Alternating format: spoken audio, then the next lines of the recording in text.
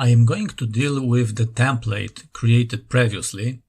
First, let's answer the question of where this start screen comes from after the installation of Laravel. Of course, it also comes from a template installed by default with Laravel. It is located here. I am going to get rid of it from here and paste our template, which we have already created. And now our template is displayed in Laravel itself. And now I am going to extract the common part from this view, which is entire head section, CSS styles and so on. The body tag is intended to be part of each page. The view will be the all stuff that is between body tags. First of all, I will create a folder for our views called To Do. And the first file I am going to create is the layout file. The blade.php extension tells Laravel that we are using its template system. This means we do not use any PHP tags and any PHP code on the templates and views. So, for example, when we want to loop the records from the database, we will not do this in a typical PHP loop. Instead, we are gonna use special Laravel templates instructions. I am gonna show you this later. And I'm going to create one more file with a view which is gonna store HTML form and tasks list from the database. So now I'm going to cut this code and paste it here. Of course, it is not going to work now because I have to inform Laravel which layout we are using. In the Laravel template system, we do it by writing @ extends and the name of our layout. It is not enough to write only layout name because we created a folder for our views. The folder name has to be added here also. These two words are separated by a dot like this.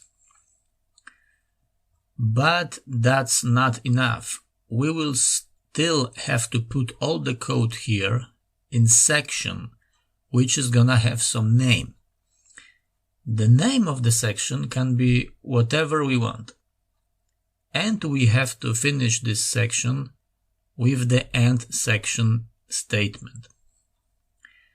And now in the layout, we refer to this section by writing in such a way: @ yield keyword and the name of our section, which in this case is content. So in other words, this entire code from here is gonna be placed here. Why are we doing this? Because, as you may know, we usually have many subpages on our website, and it is good idea to separate common code like head section from other HTML code that will be used in specific views. But this will not work for us yet. Now I have to open the route file, and this is the default code created by Laravel after installation. The first argument is the parameter that we type in the URL. It can be whatever, for example, home, about us, and so on. The second argument is the anonymous function that returns the view. So I'm going to write the name of the folder and the name of the view that I want. And I can preview the source of the page to see that everything is okay. The view was yielded into right place as we defined. Now I am going to write the possible actions of our application. So we will have 4 elements in our routing file. Before we do that, I'm gonna make one change. I'm not going to call views using the anonymous function.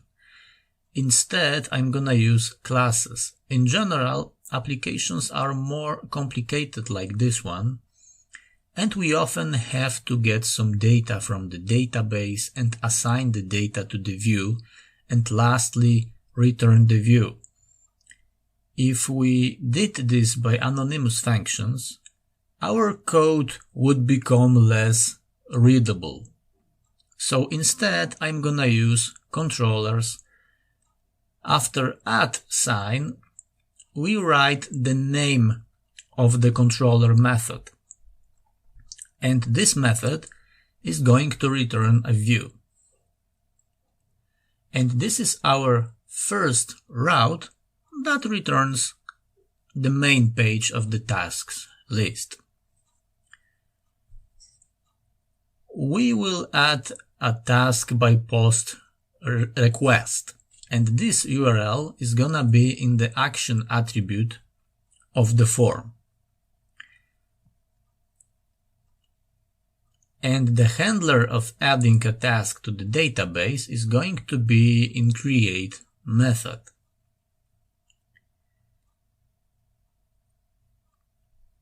By get request, I'm going to change the task to be done or undone.